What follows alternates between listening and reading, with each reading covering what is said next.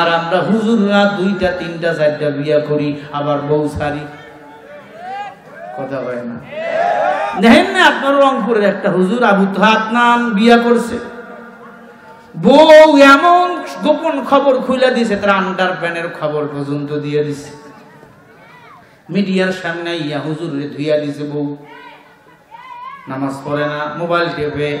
আমরা বলবো যা কিছু রটে কিছু না কিছু বটে, আর কিছু না কিছু মিথ্যাও এর মধ্যে আছে। জোরে কোন আছে না নাই? আবু আদনান বিয়ে করছে, বউরে নাকি সময় দেয় না। আরে বক্তাদের সময় কই বলেন? সারা বছর বয়ান, এরপরে তুমি তো জেনে শুনে বিয়ে করছো, মিডিয়াতে আইয়া তার বিরুদ্ধে কেন কথা বলো? 2 জনের এখন ডিভোর্স হয়ে গেছে, বাচ্চাটা এখন এতিম হয়ে গেছে, 2টা বাচ্চাগুলো এতিম। তুমিও বিয়ে করে নিবা বোন সাবিকুন নাহার। আবু আদনানের স্ত্রী, আগের 2 জন স্ত্রী আছে, হয়তো আরো বিয়ে করবে, কিন্তু হলো আপনারা 2 জন তো সুখী হয়ে গেলেন, বাচ্চাটা মাঝখানে এতিম হয়ে গেল। মানুষের সামনে এত বদনাম করলেন কেন? আপনি যদি মুমিনা মহিলা হতেন, স্বামীর বদনাম কখনো করতেন না। কারণ নবীদের স্ত্রী, সাহাবায়ে কেরামদের স্ত্রী কখনো তার স্বামীর বদনাম কারো সামনে করে না। আমরা হুজুররা না হয় খারাপ, না হয় নামাজ কাজা করি, আমগো জন্য তো নামাজ কসর পড়ার অনুমতি আছে, কাজা নামাজ পড়ার অনুমতি আছে, আছে না নাই? সফরে আপনি চলছেন, 4 ওয়াক্ত পড়তে পারে নাই, 5 ওয়াক্তের বেলা 5 ওয়াক্তই পড়বেন, সমস্যা নাই। সফরে এটা জায়েজ আছে, মুসাফির হালতে চলছেন, এখান থেকে ঢাকায় সারা রাত লাগবে না বা সারাদিন লাগবে না। ফজর পড়ে উঠছেন, জোহর নাই, আসর নাই, মাগরিব নাই, এশায় গিয়ে নামছেন, এশার নামাজে সব নামাজ পড়ে নেবেন, ইনশাআল্লাহ হয়ে যাবে, হয়ে যাবে।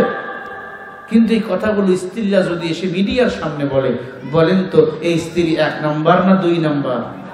আরো জোরে বলেন, 1 নম্বর না 2 নম্বর? এমন বউরে রাখার চেয়ে না রাখাই ভালো। কথা বলে না?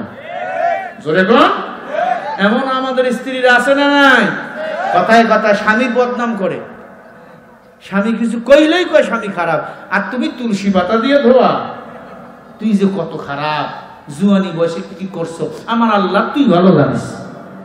আল্লাহ আমাদের হুজুরদের এবং স্ত্রীদেরকে হেফাজত করেন। আর জোরে কোন আমিন?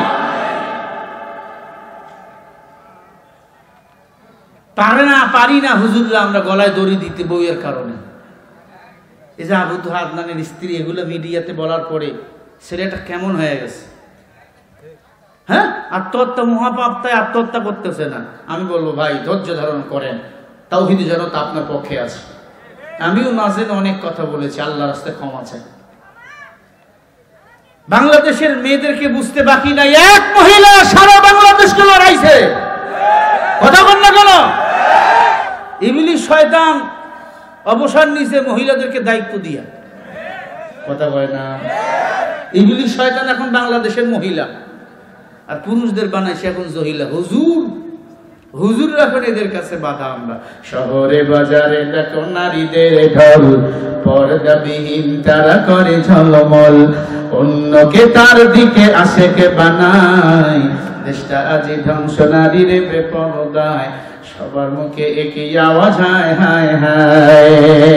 আবু জেহেলের বড় বোন বাংলাদেশে আগমন হয়েছে নারীর বেশে, গলে গলে নিয়া ওরা গলা মিলায়, পার্কে বসিয়া ওরা মেলা মিলায়, দেশটা আজি ধ্বংস নারীর বেপরদায়, সবার মুখে একই আওয়াজ হায় হায় হায়। দুনিয়ার সাংবাদিকরা আইনা আবু জেহেলের 12টা বাজায় দিছে। আল্লাহ আমাদের সবাইকে হেদায়েত দান করে। আর জোরে কোন না? রাগ করছেন? আলোচনা কি সামনে আগাবো? তাহলে তাকবীর দেন, নারে তাকবীর, লিল্লাহি তাকবীর।